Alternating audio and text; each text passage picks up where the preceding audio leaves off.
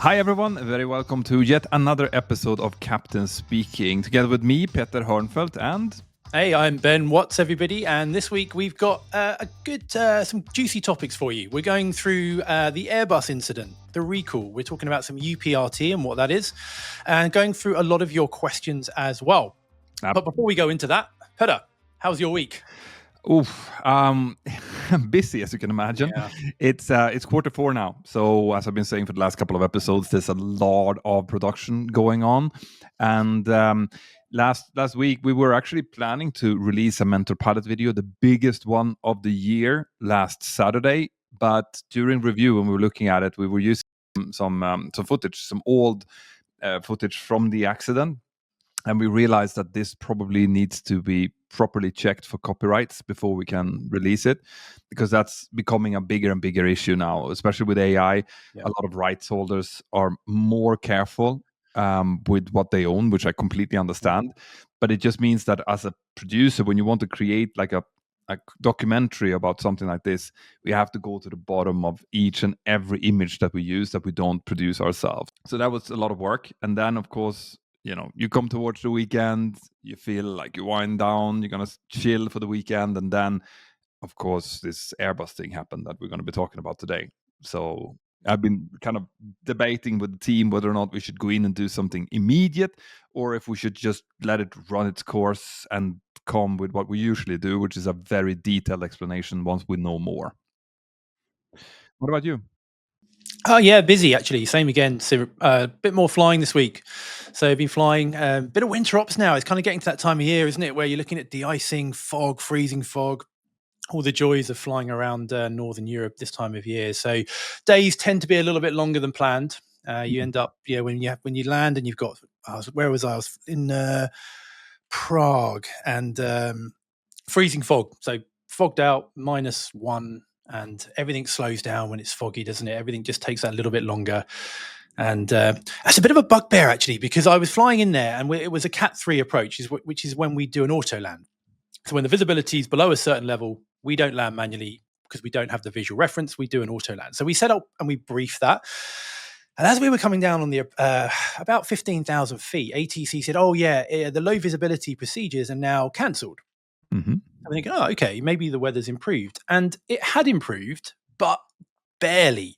So the cloud base was now 200 feet above the ground and the visibility was like 800 meters.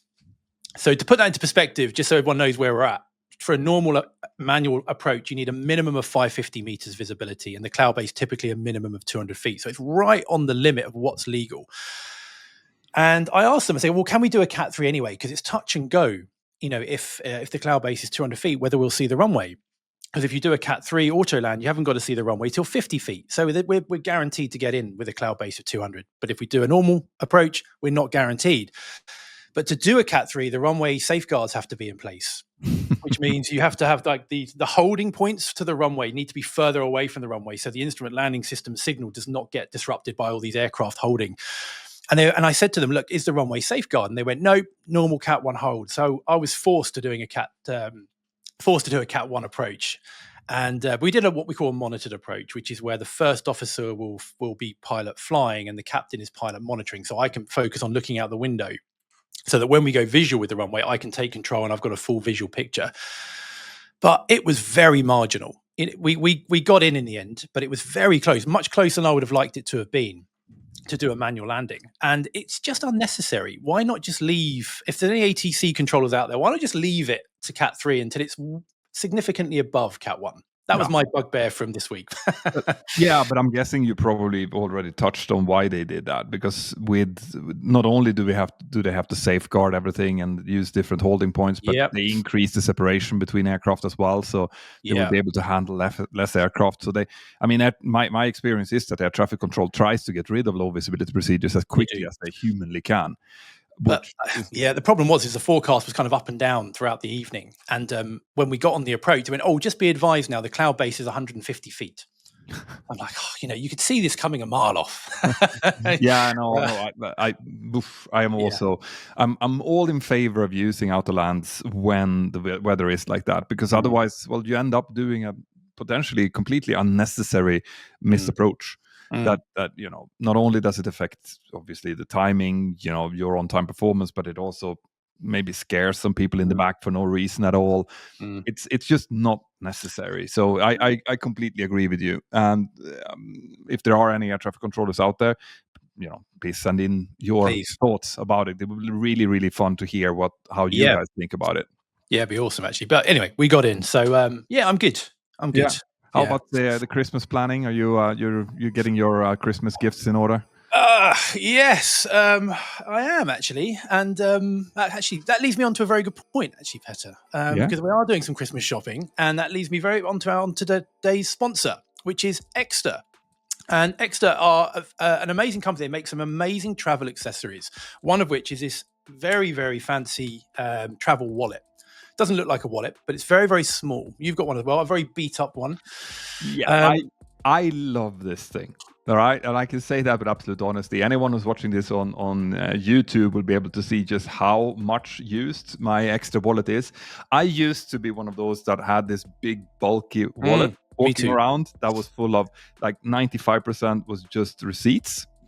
and then it was coins and it was stuff. So my right hand pocket was always like a big bulge. But since I started using Exeter, which I've been using for the last, I think, a couple of years now, I have only the essentials here. I have my driver's license, I have my credit cards, I have my health insurance cards and stuff like that. Yeah. But I love this thing because it comes with this super nifty tracking device that's attached to it. So whenever me, as an old man, forgets it somewhere, I can just take out my mobile phone and I see exactly where I last had it. It's solar. In my case, it's solar powered as well, so it doesn't need to be replaced with batteries. And of course, you have the RFID protection, so people won't be clicking their payment stuff next to my wallet or next to my pocket and stealing my money. But it's just also really stylish. Like, it looks good when you use it, and you have this pop-up feature as well, so you can get all of the cards easily accessed. I just, it's just one of those things that made my life a little bit easier. And right now, I'm super stoked to tell them, you're listening to this during Cyber Week. During the entire Cyber Week, they have a site-wide 54% discount on everything they sell. They don't only sell this, they sell other stuff as well. So you should go and check it out. And if you use our code, which is CAPTAIN, and we will link to the URL you need to use below, then you'll get a further 10% on top of the 54. So you can do some really good Christmas shopping for that person in your life that has everything already, because this is a really, really cool thing. It really is. Yeah. So let's see. I think that the URL is partner.exeter.com/mentor podcast. So that's partner.exeter.com/mentor podcast, and then use the code CAPTAIN to get that discount. Awesome. Yeah, so thanks to Exeter for sponsoring the episode. And now let's get into the Airbus issue here, because that's what I was saying on Friday when I was starting to wind down. Then this thing hit, which was like a bombshell. It was. So what's the story, Petter? What do you want to give the background on this? Yeah, so if we want to go back to the real background on this, on the 30th of October, so over a month ago, there was a JetBlue Airbus A320 that was out flying from Cancun to Newark. They were at cruise at flight of 350, so 35,000 feet, when all of a sudden there was a small pitch down event.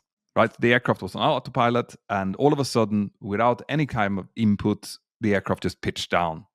Yeah. Now they said it was a small pitch down, but people had head injuries, didn't they? So small in inverted commas. Exactly. So it was small, maybe in feet, but it was probably very violent. Yeah. But in any case, an aircraft should not be pitching down or do anything that the pilot doesn't intend it to do. So it went a month approximately, and then on the 28th of November, so last Thursday or Friday, was it? I think it was a Thursday, actually. Yeah. The Airbus actually issued what they call an AOT, which is an alert operator's transmission. And in that, they described that under certain circumstances, aircraft that were, if equipped with an elevator and aileron computer, an ELAC, they would receive an alert. And that ELAC, they described that under certain circumstances, aircraft that were equipped with an elevator and aileron computer, an ELAC, they would receive an alert. that had been updated to the software version 104 Bravo or Bravo 104. I'm not an Airbus guy, so I don't know. But anyway, the all Airbus A320 aircraft that had this particular ELAC installed needed to be downgraded to the previous version, so the B103 ELAC version, right? And it needed to be done before the next passenger flight. And just to get, to give a little bit of perspective, that was about 6,000 aircraft worldwide, right? 6,000 aircraft that were supposed to be flying, and then all of a sudden got this message from Airbus saying that you're not allowed to fly passengers until you have done this downgrade, essentially. And that is a almost unprecedented thing. It's huge. It's huge, right? Now, Airbus did not go into much details about why or exactly what had happened, but they did allude to solar activity as being a potential trigger. They didn't say that actually happened in this pitch down event, but they said that there is a potential trigger for something like a solar flare event to have this effect. And they even said that if it did, it could affect the computer to give control inputs that could supersede the structural integrity of the aircraft. That's a big deal, right? And that gives you an idea why they went out and said 6,000 aircraft needs to sit down and get this done right now. Yeah. And thankfully, it does seem to be mainly software related, doesn't it? It's this ELAC 104 that needs to be downgraded to 103. I mean, like when you get an Apple update, it's rubbish. You want to go back to the previous OS, but with Apple you can't. But with Airbus you can. That's a good thing. It's also worth mentioning here that while a lot of people obviously were scared when they heard this, this is actually the aviation world working exactly as intended. Something happens. Airbus goes through and find what the root cause is, realizes that there is some type of vulnerability inside of their software, the latest software. They find that the fix is to go back. And once they have that absolutely clear, I know there's been a lot of talk on the internet like, oh, well, good that it didn't happen before the Thanksgiving holiday, that it happened after. But that's just, in my view at least, rubbish, right? This is them looking into, okay, do we know that this is going to be a fix for this problem or what the problem is, and then executing it as soon as they can. And that was followed up the same day, but with the effective date the following day by EASA, the European Aviation Safety Regulator, that went in and did what's called a EAD, an emergency airworthiness directive. Basically stating that yes, Airbus said you need to do this. We also say you need to do this. So there's no way around this. And they said the fix is either you can go and you can connect it to a computer and do the downgrade via software, or in some specific cases, in some Airbus models, you actually cannot upgrade or downgrade the ELAC. You need to replace. So you need to take the computer out of the rack and replace it with an older model effectively. And they said it will take about 3 hours per aircraft to do. So huge shout out to all of our engineering friends out there that all of a sudden on a Friday needed to upgrade their entire fleet. That would not have been a nice call to get, I think. No, but hats off to them. But I actually, when I see some stuff like this happening, it increases my confidence in the industry, because the new aircraft that are being developed right now, they are more and more computer based. It's just as easy as that. The computers are used to make the aircraft more efficient, to make them more redundant as well. And in the case of an elevator and aileron computer, the ELAC system, there's an enormous amount of redundancy built into those systems.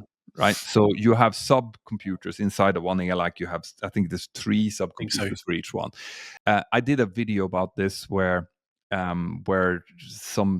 couple of students were doing touch and go landings. They were doing their base training, and these ELAC computers all failed. But the amount of failures and the amount of things that needed to be done in exactly the wrong order for that to happen was mind-boggling.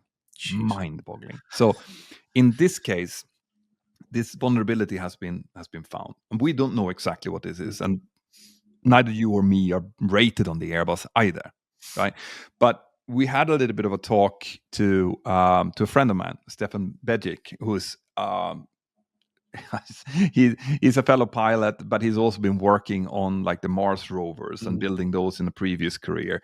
So I talked to him because the Mars rovers and anything that works out in space obviously needs to be shielded and have some kind of redundancy to make sure that things like solar flares does not affect it. And he, also not an Airbus rated pilot, said that when they were working on it, you could basically shield these systems in two different ways. You can either do it by physically shielding the computer circuits, that's lead, making sure that it's ingrained in lead so that these flares won't reach it, which is expensive, heavy, yeah, not great. But you can also, when you have redundancy built in, you can have software kind of monitoring the system. So if you have several different computer inputs, which these ELACs do, right? I know there's a lot of engineers out there who's going to cringe to this explanation, but the way that I understood it in my non-engineer brain is basically a quick one is just you put together all of the ones and zeros inside of the code, and for each of these computers, and they should all be the same, right? They have the same job. They're supposed to control the flight controls, and when they do their computations, they should have the same amount of ones and zeros in their code. If one of those turns out that there's a completely different number, that would indicate that there is a corruption in that particular redundant computer. And if that's the case, then the computers are supposed to be disregarding that and just staying with the ones that can confirm that, yeah, we still have the same, let's go with this. Now, there is a possibility here that in the latest ELAC update, either a mistake was made so that kind of cross-check was not done, or a similar type of redundancy was not installed, but it was on the previous version. So when they found that out, they're like, okay, let's just go back to the 103 version that we did have this on, and let us fix this. Because it's not something that Airbus would want to do. I mean, there was a lot of great updates in the latest ELAC version that they now, basically the whole fleet is going to lose until it's sorted out. Yeah, and I think the assumption is that this update is more susceptible to these solar flares, whatever it is, that can corrupt it a little bit more easy. And the question probably people have is why do these solar flares affect aircraft, maybe more so than equipment on the ground? And it's an interesting question, and it's simply because when you're at higher level, particularly I think it's above 28,000 feet, you have far less shielding from the atmosphere. So as the radiation comes through the atmosphere, the more dense atmosphere closer to the ground is obviously shielding us from this radiation. But when we're high altitude, we don't get so much of that. So it's very easy. Potentially, you can see how that now these higher neutrons and electrons that are in the air now can start corrupting this electronic equipment on board aircraft. Yeah, and I mean, there's also the possibility that it doesn't. That things on the ground are equally affected by this, but the fact is that they're not as safety critical as an aircraft control computer is, of course. So it just needs to be sorted. Right now, we're in a solar maximum. Like this year, there's an unusual. I think the sun goes through cycles where there's more or less solar activity, and we're in a solar maximum right now, which is giving these fantastic aurora borealis out where I'm from, up in Sweden, and down on the South Pole as well. But they also mean that they will be affecting this. So it's a possibility that, let's say that this system has been, I don't know exactly, I think it's been in use for a year or something. I don't know. I'm not sure. Something around that. And there's a possibility that, this weakness was there, but it was never really an issue. And then all of a sudden, this aircraft or something similar went through one of these solar storms and disappeared, right? Or Airbus just found this and they looked at it and like, okay, what could possibly cause something like this? Could a solar flare do it? There's a lot of that going on. Yes, there's a possibility of a bit flip or whatever. Let's fix that. So again, this is why I feel so confident with the aviation industry, because we just don't take any risks. If there is a possibility that something could happen and it's dangerous, it will be sorted, even if there's a lot of travel disruption as a result of it. It's the industry learning its lesson from the whole Boeing and MCAS scenario, wasn't it? Where there was issues potentially being seen and nothing was really done quickly about it until another aircraft ended up crashing or having an incident. So that we all saw the fallout from that. So it's Airbus applying the lessons learned from the MCAS scenarios that unfolded years ago. Potentially. We don't know that. I mean, Boeing is definitely going to say that they were working on it when the second thing happened. But these are the kind of things that we, as an industry, we should be going forward. We should be reacting quickly on things like this. Even if this is why I've done videos on this where people that's sitting in a terminal, for example, waiting for the flight to go, and all of a sudden they get a notice over the PA saying, "Unfortunately, there's a technical delay to this aircraft," and everyone gets really pissed off. It's like, "Oh, I need there's a connecting flight and stuff." What they don't realize is that this is the aviation safety system in work. Like this is us seeing something. Okay, we have a failure indication here, or we've seen a dent on the aircraft, and we are not going to move this aircraft until we have made sure that all the redundancy is there, that the safety is there. We're not going to do anything. No. So Yeah. And it just goes back to what we've spoken about before, the importance of communication, because when people just know there's a delay, they get frustrated. As soon as you tell them why there's a delay, they suddenly understand, go, yeah, I do not want to fly on this airplane either. Please fix it. And that's where you have to have a little bit of finesse when it comes to your communication as well. For sure. Because with us knowing that 30% of humanity is nervous when it comes to flying, if I would go out and say, well, there's a technical fault with the aircraft and we're looking at it right now, a lot of people would be really worried. But instead, if you think about what we're actually saying, is that we have this enormous amount of safety barriers. Let's say we have 30 different safety barriers. One of them is down. We now only have 29, but we need 30 in order to go. And that's what we're doing. We're making sure that all of the safety barriers are there. We're not skipping anything. That's really, because it's not, when you say that there's a technical fault with the aircraft, people might think that, well, it might or might not fly. But that is so not the case here. It's so, again, I've been thinking about making a video just highlighting how almost absurdly safety minded this industry is. If you would apply what we do in a modern cockpit to how you drive a car, it would become absurd, right? But it's not, because the whole industry and the whole infrastructure is built around that. It would never work in a day-to-day operation of you driving to the supermarket, for example. No, and the disruption that comes from it is just an accepted byproduct. I mean, probably the most recent time I've grounded an aircraft was when I found a small dent on the cargo surround of the cargo door. On your car, if it wasn't a particularly nice car, you look at that and go, oh, it's a little bit of a dent. You wouldn't even think anything of it. But it grounded this aircraft for the best part of a day until they could get engineers out, assess it, go back to Boeing. They sent pictures, the dimensions and so on, and came back, and then it had to have some repairs. But that's it was about this big, and with a very small indent. But that's the level that we go to make sure that it's safe to go. And for those of you who are listening to this as a podcast, that was about a centimeter of a dent that Ben just indicated. This much. This much. It's not great for radio. No. but no, absolutely. I had the same. I remember I was flying down to Krakow in Poland from Stansted, I think, at the time.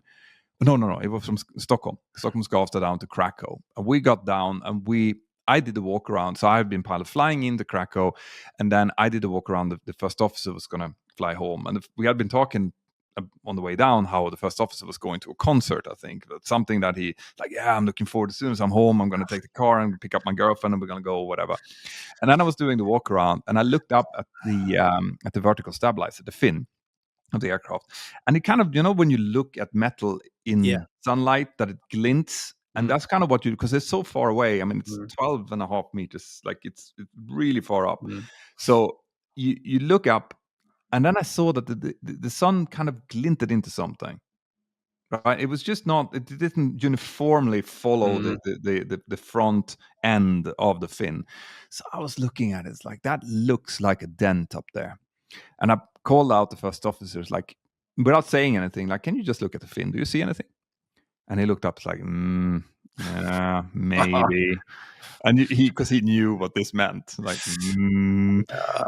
so of course, I mean, we were standing up there. How are you going to reach it? So we had to go and get out. This was during the summer. We had to get out a de-icing truck that had been sitting in some, some garage far down the runway. They came and they lifted. I think they lifted one of the engineers up that was at Krakow at the time, and they're like, "Yep, there's a dent. It's about 2.5 centimeters long. It's on the forefront." We sent that to Boeing. Like, I took a picture of it with a pencil next to it. That's tend to how we show it. Sent it off to Boeing. Boeing like, "Nope, grounded. You cannot. We will not take it. We don't know how that." And that's not. It's like, yeah, it's going to have a negligible aerodynamic effect, but we don't know exactly how this is going to affect the fatigue of that part, or if it's going to have any deeper issues with it. Yeah. Most likely, that aircraft had been flying with that for weeks, because in order to see it, you'd have to do what I did, just look at it in the sun glinting of it. Yeah. But when you see it, it's just, nope, stop. We have to get parts out. That has to be patched up. And it took, I don't know, I think it was 6 hours on the ground or something before we got a different aircraft to go out of there. The aircraft stayed on the ground. Yeah. So it's a pain, but it's the necessary evil, if you like, if you want to look at it that way. But going back to the Airbus and going back to what happened to the crew. So we know what caused it. Well, we have an idea of what caused it and what they're doing to fix it. But it's probably worth looking at now what the crew will do, what the flight crew do when these events start to happen. And it leads us into what we call UPRT, or upset prevention recovery training, because this would be classed potentially as an aircraft upset. Yeah. So aircraft upsets, Petter, do you want to go into what an aircraft upset is? No, please do. No, I'll do it. Fine. You're more fresh in the simulator than I am. Yeah, fair play. So we used to have, not even that long ago, an aircraft upset used to be classified by set parameters. So let's say if the aircraft was more than 20 degrees nose up, for example, more than a certain angle of bank, depending on the aircraft type, it would be classed as an upset. But it's simplified now, and they've simplified it. When I say they, typically this is EASA, this is the FAA, which has now trickled down into the airlines. It's any time the aircraft has deviated from its intended path. So whatever we are intending it to do, when it doesn't do that, officially the aircraft is in what we call an upset condition. So what we now do is we now train pilots how to recover from that. And this potentially is what the crew of that Airbus may have had to have done. And since 2019, it's gone into what we call advanced to UPRT, which is where now it's integrated not only from the initial training in light aircraft, but also in airline recurrent training as well. So every certain amount of years, every year actually, there's specific UPRT training elements in pilot recurrent training in a variety of different forms. And it's a really fun one to do in the sim. We've done it in the aircraft. We do it in the sim as well. And when I say the aircraft, I mean light aircraft. But in the sim, it's really fun. So what we do is we get one of the students to sit in their seat. We'll occupy the other seat as the instructor, and we'll get them to close their eyes. And we will put the aircraft into an upset. One thing we can't do in the sim is bring on any kind of G-induced elements to that, unfortunately. But we'll put the aircraft in an upset, and then we'll get them to open their eyes. And then what they've got to do now is assess the state of the aircraft. Where is it? Is it nose high, nose low, angle of bank, whatever it might be? And then they have to apply the correct recovery. And the danger really is that they do it either too aggressively or conversely on the other end, not quickly enough. Both ends of those spectrums can end in undesired outcomes, because if you're too abrupt to apply the correction on the aircraft, you can what we call overstress the aircraft. You can put too much G load on the wings, overstress the airplane. If you don't recover quick enough, you risk the aircraft either getting far too slow or far too fast and going into undesired events, either end of that spectrum. Yeah. So it's getting that balance right, which is quite hard in the sim because you can't feel the G. That is the problem I found. I mean, we on the instructor station can see whether or not the actual Gs that a real aircraft would be subjected to during this maneuver would be inside or outside of the allowed envelope. But obviously you cannot feed it. And in the real life, when this happens to you, will definitely feel the G loading, right? Yeah.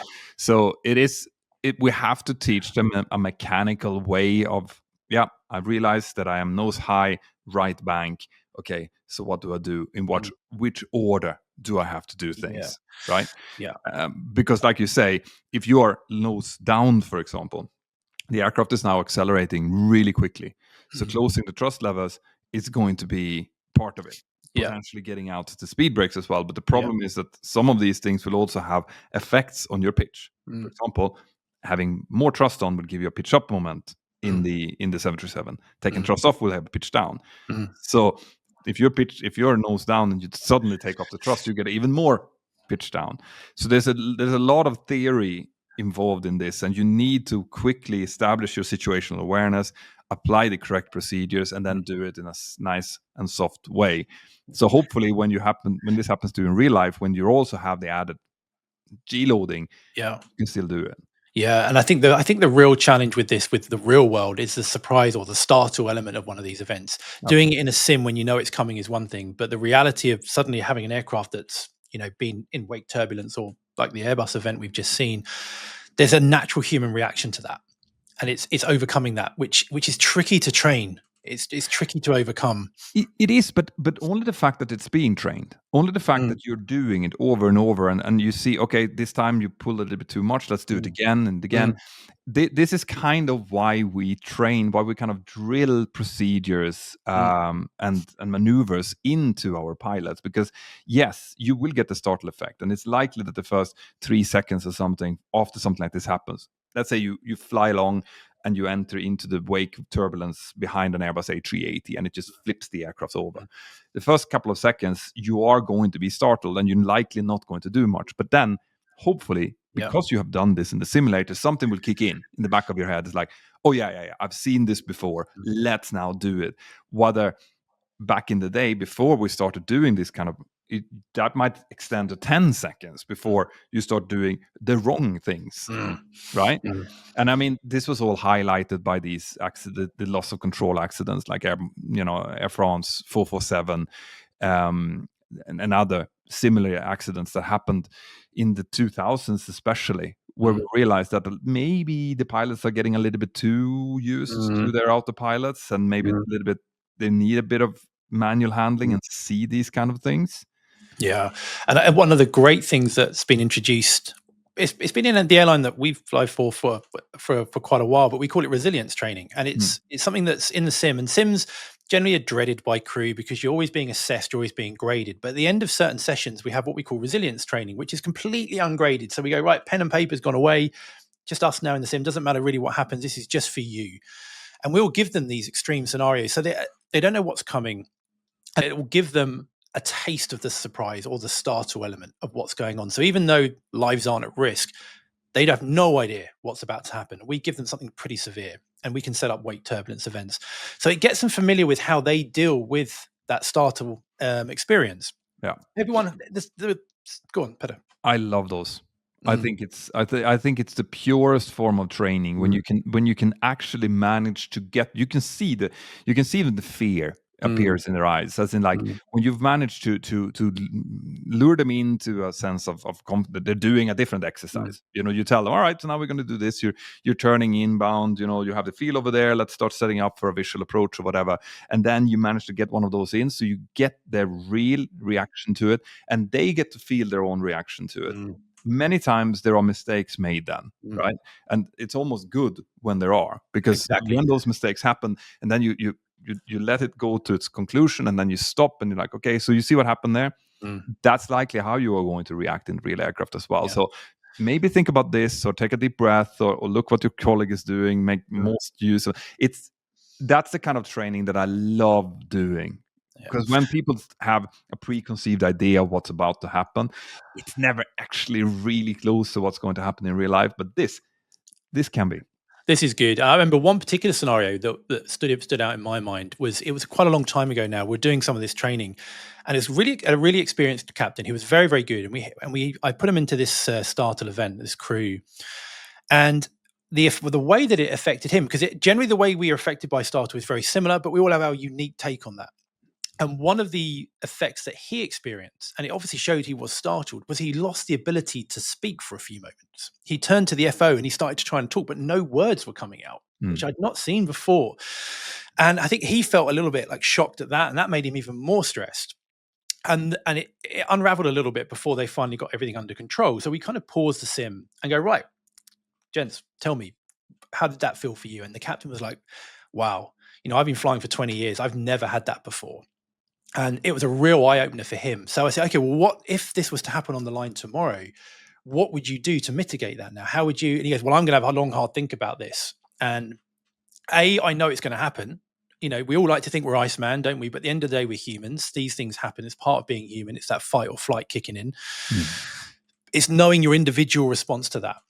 And I think as pilots, we get exposed to these events far more than maybe general public. So we get to see individually how potentially we will respond to this. So we can now recognize it when it happens, which won't stress us as much as maybe it would do the very first time you see it. You go, okay, I know this is happening. You can either take control or just say, look, 1 second, and take a deep breath. He'll come up with some mitigating strategy. He found that deep breathing, taking a deep breath in the middle of this for a second, just made him get his voice back. But he walked away from that session enlightened on his own response to this, which was invaluable. And I think we always try in this podcast to apply what we do in aviation to the real world, to people who are not in aviation. And the fact is that we do these kind of stress tests of ourselves and how we react, and then utilize those stress tests to find techniques to overcome it. This is something that anyone can do. Right, you can cause yourself, even if maybe you can't be put into a situation where the stress hits you, you should at least be thinking about, right, okay, what if this happens? Yeah. What if there's a call now from my boss saying that I've been fired? Right? That cold feeling that you get in your stomach when that happens. Yeah, that's probably going to come, but 10 times more when it's real here. So what do you do? This is where, I always go back to PIOC, which is, I think, one of the greatest tools that we have to work with. And because it always works. Like if you have time available, if you have no time available, this upset recovery is actually an example of no time available emergencies. That's why we need to have specific procedures for how to deal with it. Once you have that initial fix done, once the aircraft is flying again, we go back to what's the problem? What information do we have? What kind of options do that lead to? Right? Right. We select, we execute, we evaluate. So you go through that, and that can be applied to everything in life. Essentially, any type of problem that you come up to, that you feel like your mind is going 100 kilometers per hour, you want to do 100 different things at the same time. No, you sit down, you calmly look at these things. It might take you a little while to do, but it's guaranteed better than trying to do everything at once. Yeah, and one of the things that I've found through my experience of flying and having a number of sort of startle events in various way, shape, or form is you can talk about it till you're blue in the face, but until you experience it, it's very difficult to see your own reaction to it. And if we're on the line and something happens, naturally you try and look at everything. Your brain's trying to process what's going on when you've suddenly been given this scenario you were not expecting in the slightest. And you end up kind of looking at everything, but actually taking in nothing. And one of the things that I've walked away from, and what I try and apply now as best as I can, if it were to ever happen again, is to focus on the absolute basics. So when something like this happens, you focus on the absolute basics, which for us is flying the airplane. So rather than looking around the cockpit trying to assess everything that's going on, the aircraft is shaking, it's vibrating, there's whatever going off, hone in on our primary flight display and go back to the basics of pitch, thrust, airspeed. Yep. And almost force yourself to do that. Almost, I have to physically just say, right, PFD, and nothing else matters at this stage.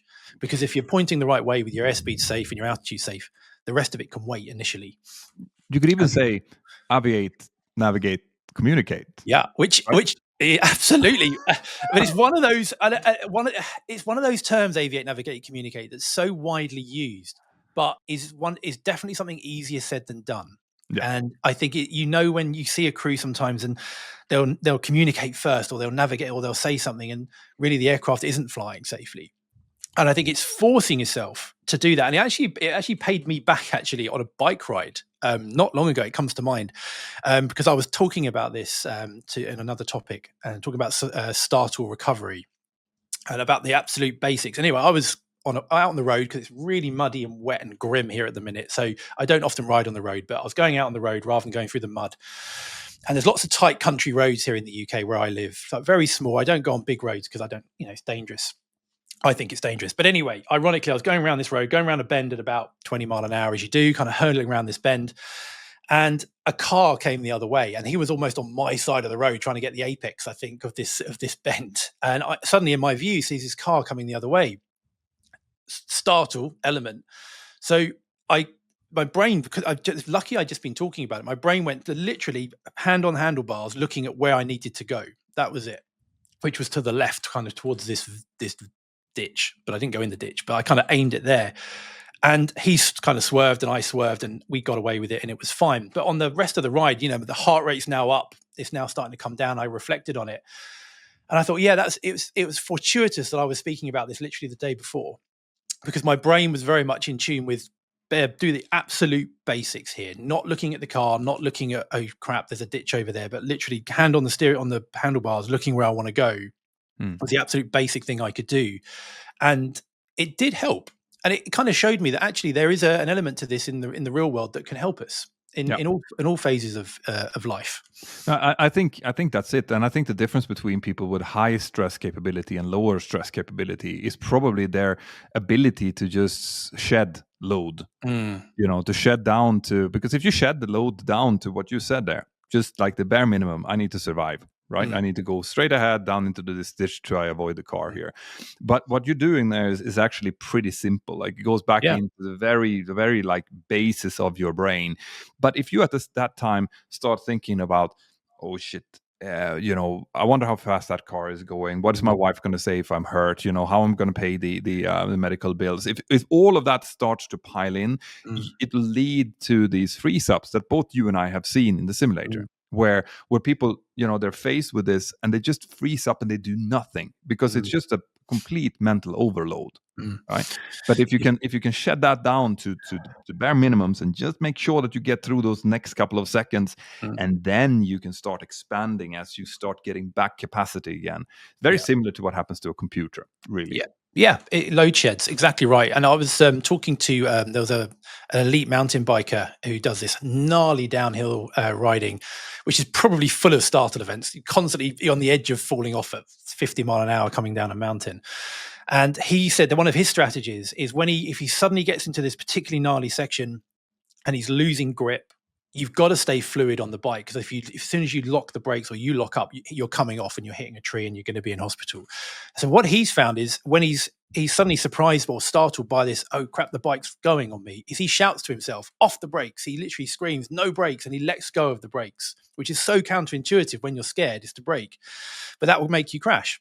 And he said by literally focusing on that basic function of not braking and saying it out loud, helps him stay on the bike. And it's a similar thing we can do and just go like PFD, just say it, primary flight display or whatever it might be, handlebars, whatever, just shout that in your mind and it can make you focus on that most simple of actions which keep you safe. Yeah. And I think it's actually super interesting, this, because it goes back to a lot of people wondering, like, how do you deal with, you're flying an aircraft. First of all, just the act of flying the aircraft is handling, 100 different things at once and taking a lot of different decisions all the time. But when things start to go wrong, this is where the whole illusion of pilots being super people coming from. They're like, oh, I could never be in a position like that with all of these alarms going off and stuff. But the fact is that we fall back then onto what we've been practicing in the simulator. This is why training is so incredibly important, but also that we have certain things that we just latch onto. Yes. Like our roles, for example, pilot flying, pilot monitoring. I am pilot flying. I do what you just said. I focus on my primary flight display. This aircraft, I'm at 200 knots. I'm at 10 degrees nose up. This is fine. The thrust is where it's supposed to be. I'm just going to, the aircraft's going to continue flying in this. And this is all I care about. Pilot monitoring doesn't have to care about that. So pilot monitoring now goes through, okay, so what's the malfunction here? This is what we have. I'm calling this out. And you're working together, but you have two different things, limited things. You don't have to do all of it, both of you. You're just limiting what you have to do. You're load shedding, and you're making sure that you're doing it in a controlled way that has been shown through the last century of flying being the most effective way of dealing with this. So Yeah. you go back in, like you see this happening from the outside, but you don't have this training and doesn't have this understanding. It's going to look like, oh, these people are really switched on. They are Iceman. In fact, we're just like, okay, go back to exactly Yeah. what we learned in the simulator last week. And Uh, what you said about, I think the word that struck out to me just then is what you said is exactly right. Is having something to latch onto, because if you don't have something to latch onto, we can get into that scenario where you're searching for everything. That's that kind of falling motion, isn't it? This thing suddenly happened, and you're looking for something that you know. But if you've pre-thought about it, you've trained it, you know what to latch onto. Whether I said if it's a very rapid startle event, you're gonna, and we're flying, shout to yourself PFD or whatever it might be. You've got something now you know you're going to do, and now you feel you've got something normal. You think you've thought about it before. Pilot monitoring will be doing exactly state malfunction. They go into that because that familiarity in general life can be a bit boring, can't it? If we're familiar with stuff, it's kind of dull. But the plus side of that in a high stress is it brings our stress levels down. So when we're feeling a bit more familiar, it will naturally bring those stress levels down. yeah. And you've got that something, you're not free falling anymore. You've got something to hold on to. Yeah, and I mean this is why we train all the time. So you think about your own when you're home, your own routine in the morning. Mm. Like you're tired, you get out of bed. I bet that 99% of the people that are listening to this do exactly the same thing every single morning. You even walk the same way to pick up your spoon for your coffee and your stuff, and you do it exactly the same way because you can't be bothered with thinking, being creative at that point. But you're doing something that you know works in the minimum amount of time with the minimum amount of effort. This is routine, and in aviation we enter routine into a lot of different things in order to have extra capacity for the things that we actually need to evaluate. So it's this is what it's all about, and this is where I think there's probably a lot of occupations out there that could learn a lot from aviation. We've been forced to learn this the hard way through accidents that happened mainly in the 60s and 70s, where things were not done that way. Hence, there was not a favorable outcome.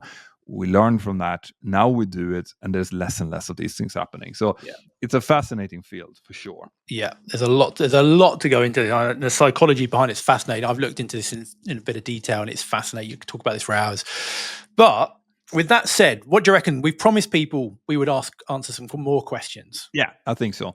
Before we leave the Airbus thing, just for you out there, the fix to get all of these Airbuses back will take about 3 man-hours for our poor engineering colleagues out there who's going to have to work hard. But this also means that these aircraft, they're going to come down to their maintenance station. They're going to get this sorted probably overnight. It's probably happened mostly now during the weekend already. So I would expect that there's going to be some ripple effects, especially some airlines might have more of those aircraft that needs to have the ELACs actually changed. So I would expect rippling effects through this week, but after that, I don't think people are going to notice it much. I think it's going to be back to where it was, and that's it. So, yeah. And I think the good thing for people, the traveling public, is if you're going on an Airbus and the Airbus is flying, you know that it's had the retrofit.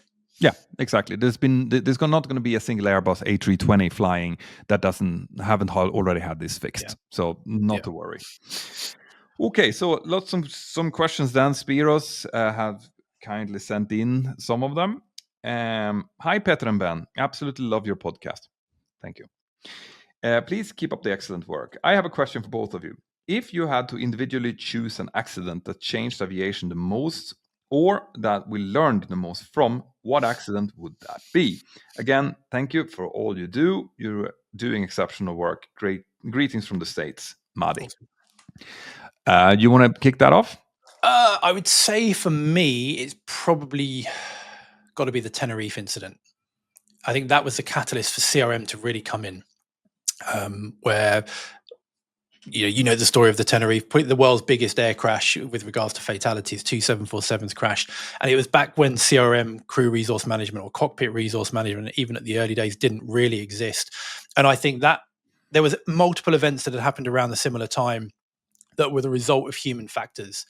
And I think that was the catalyst really to force CRM and the way that we now operate into existence. So for me, that's probably, off the top of my head, one that has had a big impact in aviation. Yeah. So I obviously I work with presenting accidents as for a living now. Mm. So I've had hundreds going across my desk, and they all are equally important in their own individual way. The one that stands out to me is Air France 447. Mm.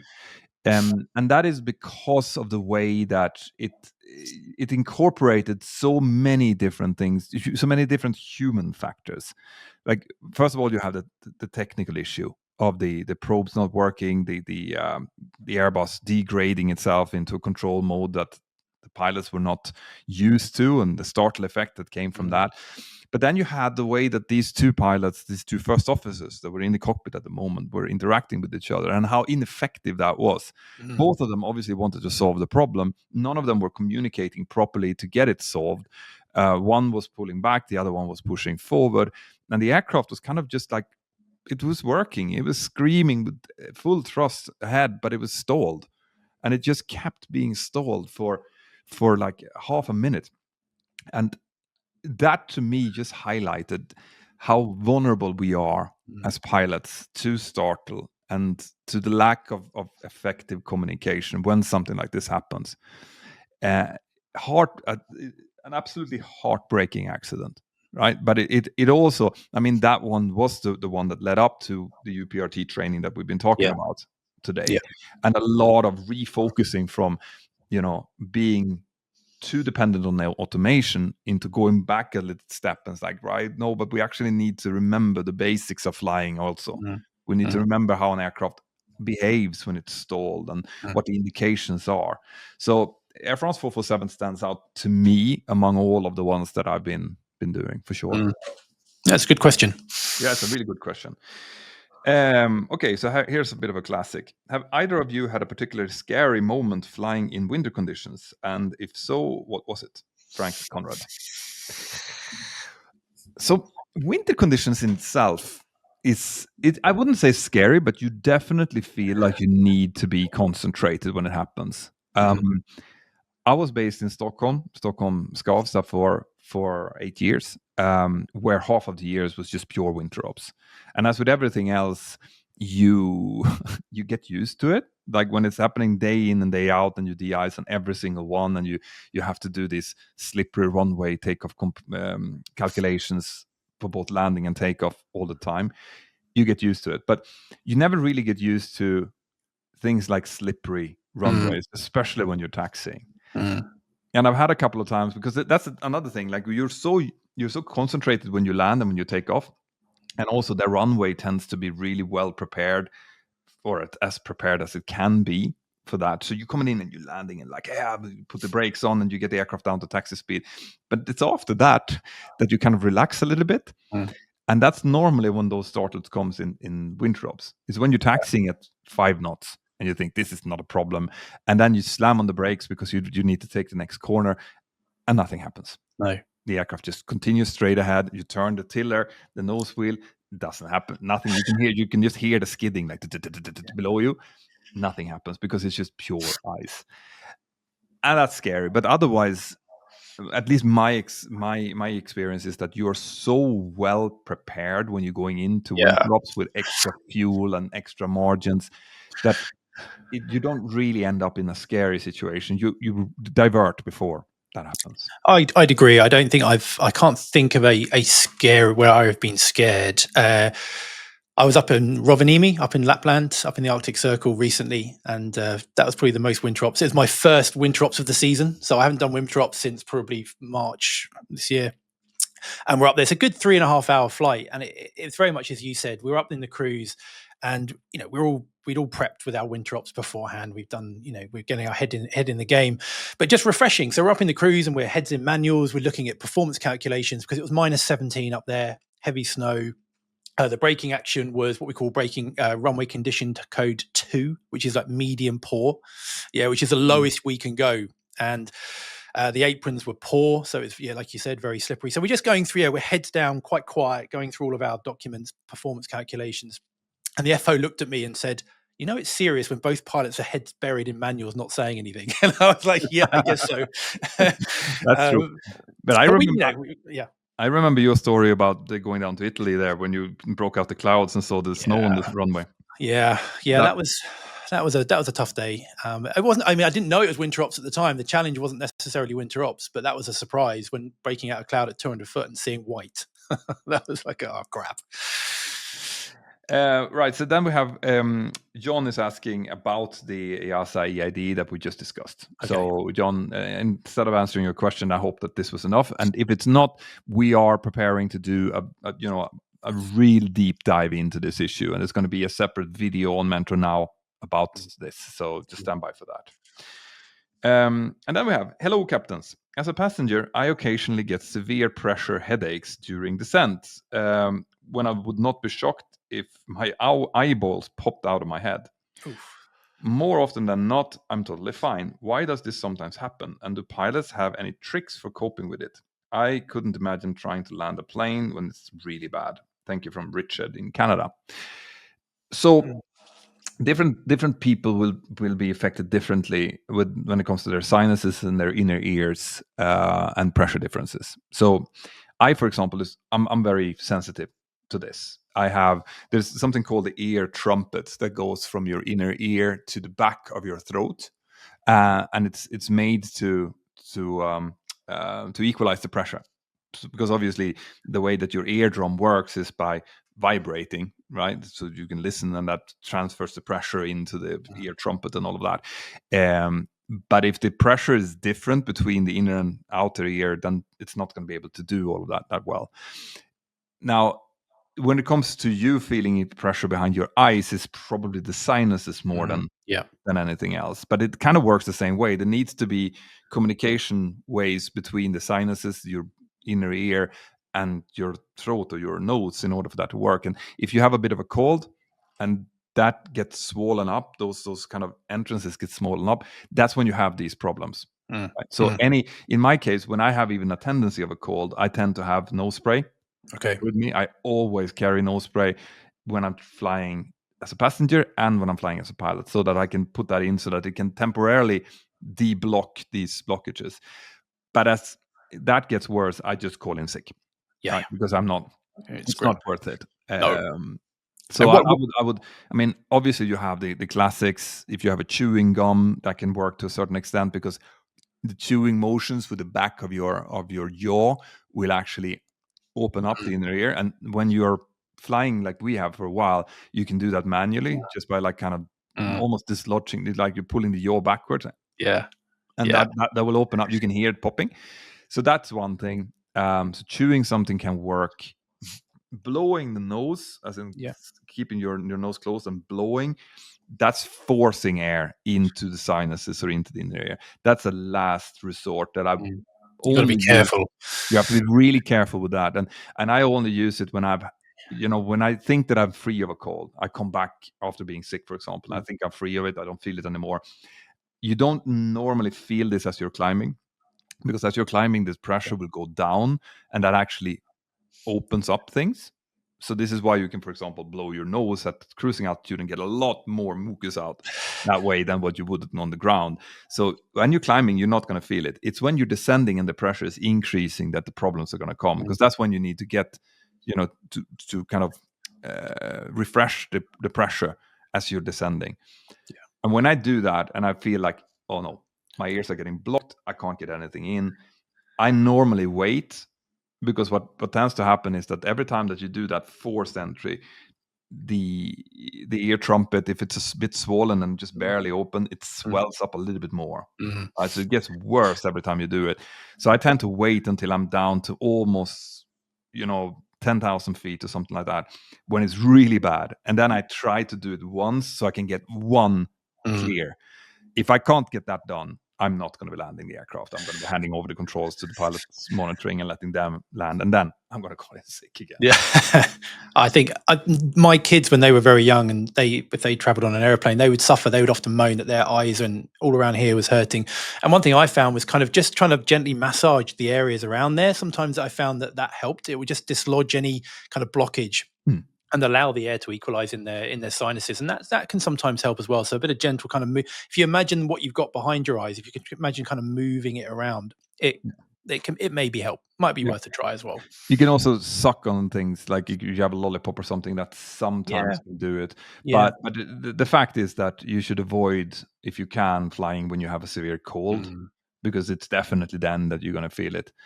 Most of the time when you don't have a cold or any cold symptoms, you won't get into these type of problems unless there's another medical underlying issue. Yeah, very small. Yeah. So I'm sorry you feel that way. I also do it sometimes. You just have to be careful and know yourself, basically. Yeah. And I think those were the three questions that had come in. If you have a lot of questions that you want to ask us, or whatever you want, if you want to send a nice greeting or you want to yell at us for something, then you can send it into which email address, Ben? So captains, plural, @mentorpilot.com. Yeah, captains@mentorpilot.com, and that will then go to Spiros and he will send it on to us. And that is 1 hour, Ben. So as always, lovely talking to you. Likewise. We're coming up to Christmas, so I think the next one we're going to talk a little bit about Christmas scheduling and how it is working as a pilot over Christmas. Yeah, that'd be fun. But for now, thanks a lot for being here. Check out the link to our sponsor, which if you're watching this on YouTube is going to be in the description. And yes, I'll see you next time. Cheers, everyone. See you next time. Take care. Bye-bye.